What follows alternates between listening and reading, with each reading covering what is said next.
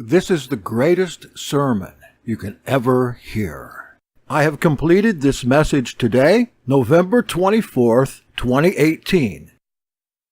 Makarioi, congratulations.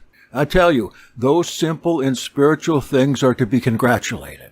The heights are theirs. Mourners are to be congratulated. They'll be comforted. Gentle folks are to be congratulated. The earth is their inheritance. Those hungry for justice are to be congratulated. They'll be satisfied.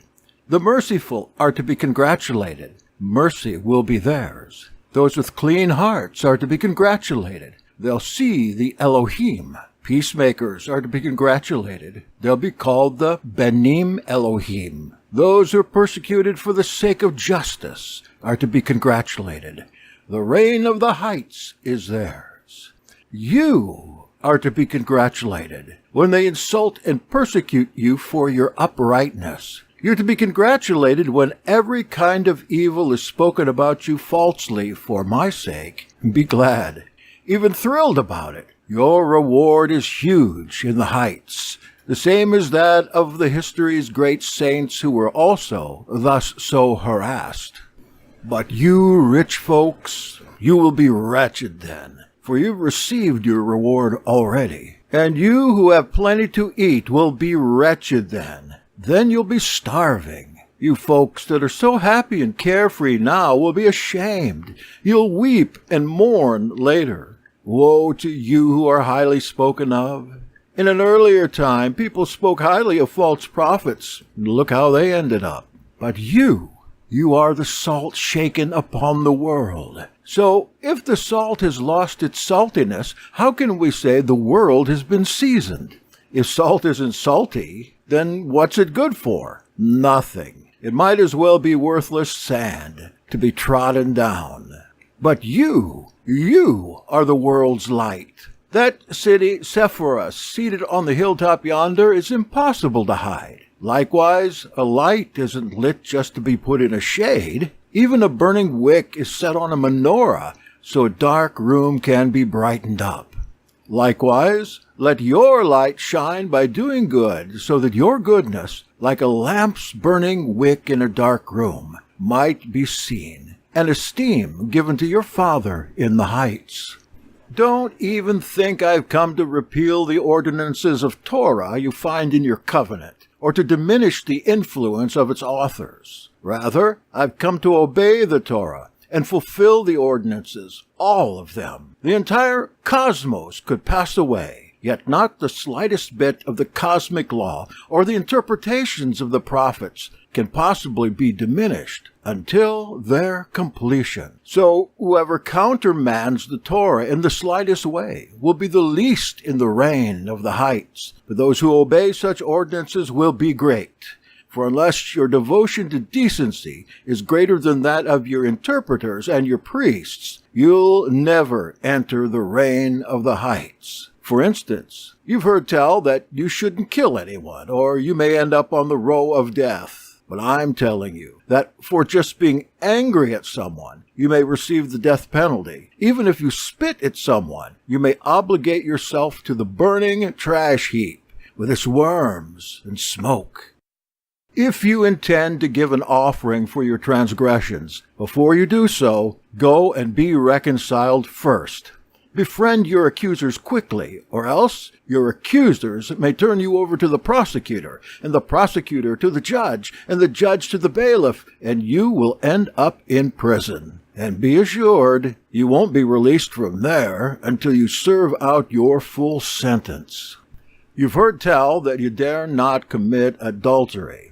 But I'm telling you that if you even look at someone with intentional lust, you've already become an adulterer inside. If your eye causes you to sin, yank it out.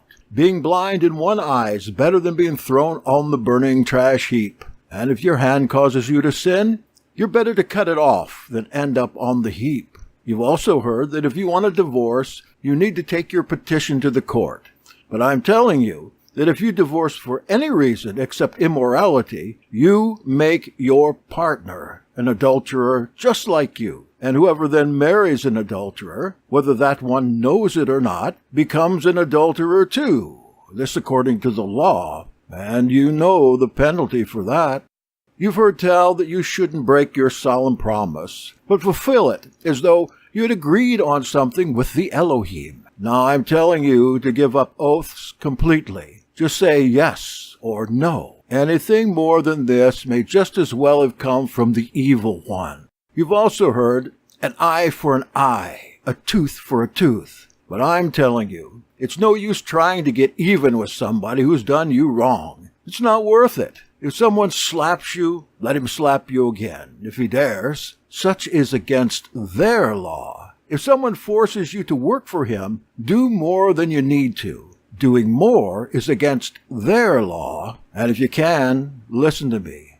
Love your enemies. Do good to those who hate you. Bless those who curse you. Pray for those who abuse you.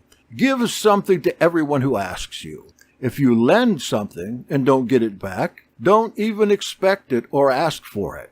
If you lend expecting to receive more, what credit is that to you? Even sinners lend to sinners with the expectation of getting something more in return. Your standard is higher than that. In fact, give and lend to anyone who asks you, and what you give will be returned to you generously, pressed down, shaken together, running over into your lap, measure for measure, from a source you don't expect.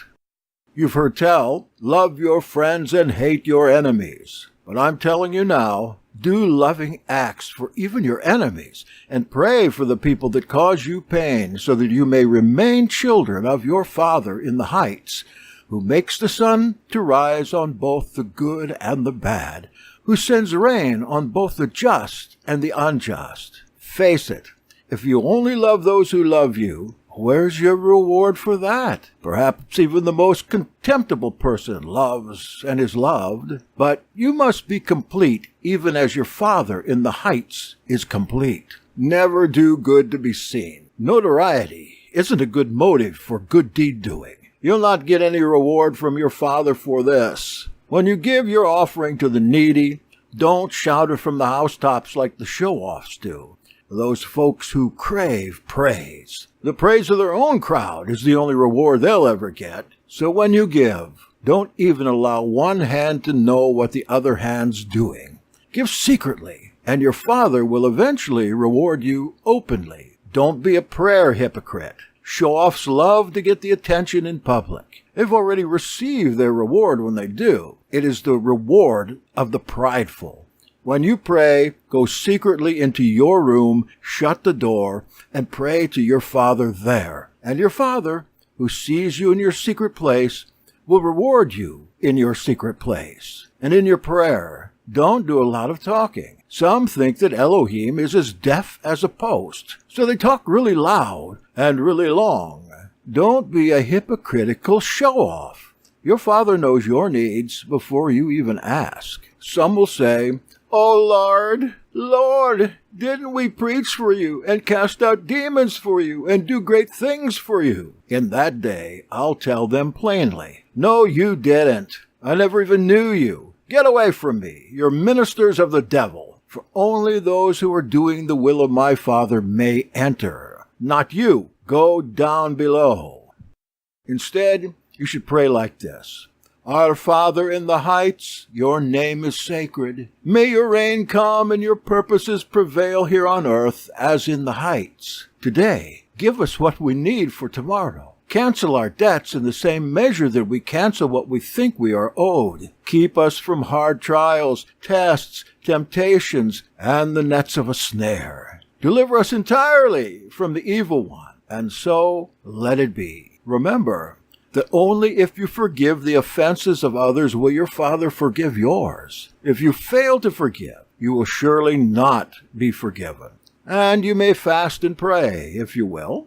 Now, when you fast, make sure you don't screw up your face to get attention like the show-offs do, or blow the shofar boastfully. Your reward is their attention. When you go on a fast, wash your face, comb your hair, so that the others don't know you're fasting. Your Father in the heights, who watches from a secret place, will reward you. Ask for something, and you'll be answered. Look for something, and you'll find it. Knock on a door, and it will swing open. This goes for everybody.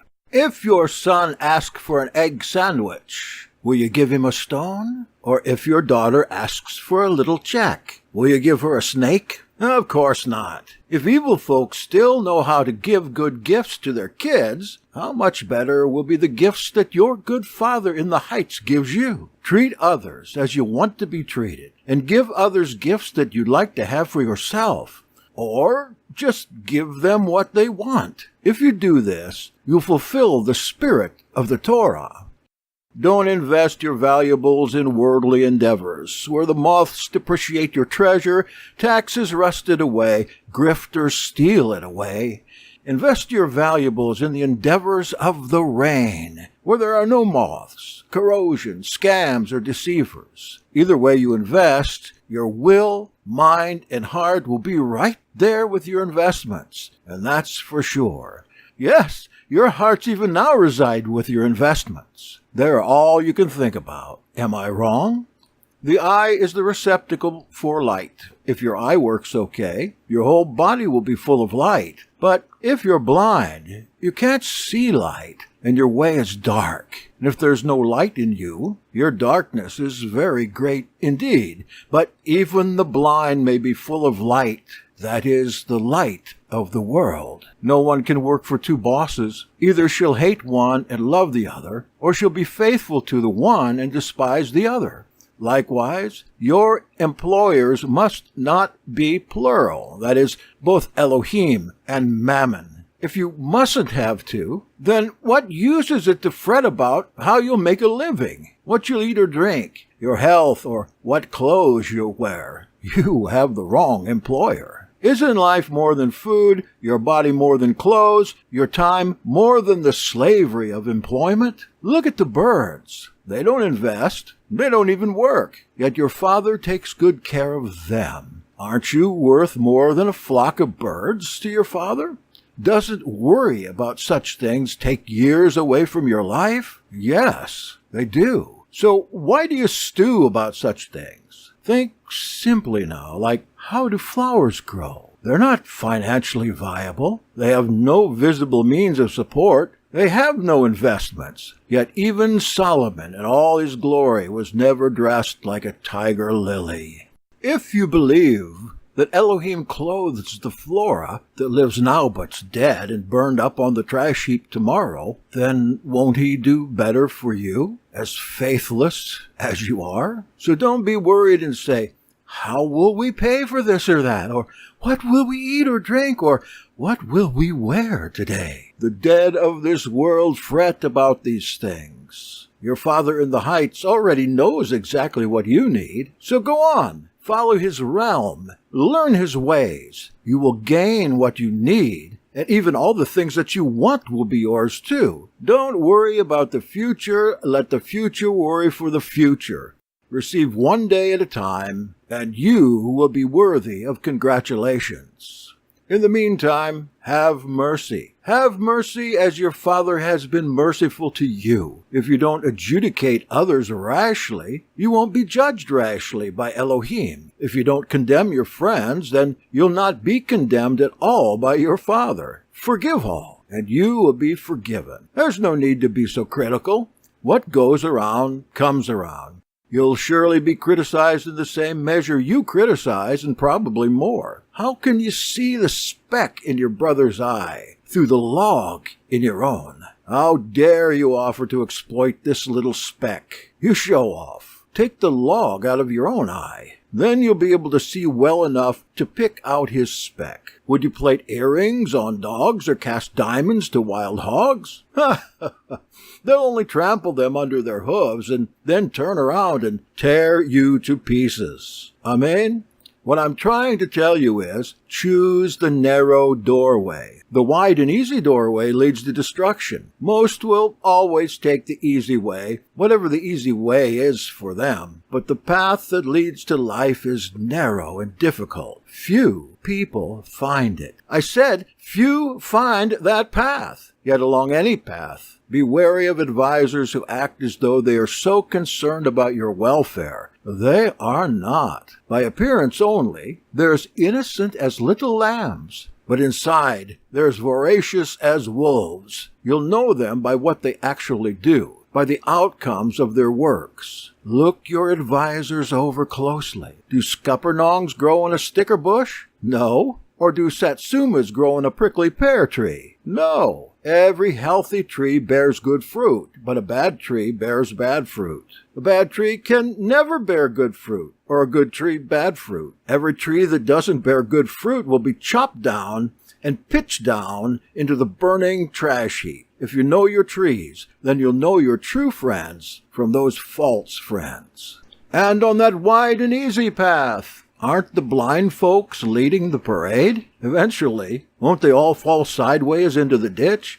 Is a student more educated than his teacher? Yet he will be sometime, after his teacher has taught him all he knows. So these are my instructions for you who really want to follow me and enter my reign with me. Don't call on me, "O Lord, Lord," without having done what I have previously commanded you to do. Everyone who actually hears me and does what I say will be like a contractor who builds his home on a solid concrete footer. The tornadoes and hurricanes will come and beat on this house, but it will never capsize on account of its strong foundation. Whoever doesn't hear me certainly can't follow my instructions. He's like a fool who built his house right on the beach. Soon a hurricane arrived, and the waves and the wind beat against that place until it fell down. And its fall was devastating. If you really believe that I am in the Father, and the Father is in me, then you know that what I say doesn't come from my own mind, but from His. Truth now, I am in the Father, and the Father is in me. You know this because of the signs I've shown you all your lives, healings, exorcisms, and little miracles. If you believe in me, you can perform these same signs and even greater ones, because I'm going to help you from my Father's side. Whatever you ask in my will, I'll most certainly give, so that our Father may be all the more greatly esteemed and appreciated. If you ask for something to be done in my name, it is I who will see to it getting done. If you really love me, you'll observe what I've told you to do. Then if you do as I say, I'll ask my Father, and He'll give you an advocate to be with you forever, the Ruach Emet. The rest of the world neither can nor will accept this advocate because, spiritless as they are, they don't know Him. But you know Him, because He is among you, with you, in you. No, I never meant to leave you as orphans. I'll come to you as your advocate. Whoever then holds firm to my commandments and keeps them, well, that shows she loves me. And my Father loves whoever loves me, and I'll love her and reveal myself to her. So don't be troubled. If you trust in Elohim, you can trust in me as well. My Father's mansion has lots of apartments. I'm fixing one up for you. And when it's ready, I'll come get you so that you can be with me always. Now look! I'm coming soon with rewards, and I will repay all people, but only as their service deserves. I'm the A and the Z, the first and the last, the beginning and the ending. Those who wash their robes clean will be blessed. They'll be congratulated as they walk through the gates and into that beloved city you call New Jerusalem, where the tree of life resides, where you may feed from that tree, even now, and unto the end of the ages. Amen. Maranatha, come, Master. This message is based on Matthew 5 and 7, Luke 6, John 14, and Revelation 22, paraphrastically rendered, in conjunction with the original languages, including Greek, Hebrew, and Aramaic. I hope you were blessed as you heard. And don't forget, if you love Him, keep his commandments. Amen. This is Jackson Snyder, signing off.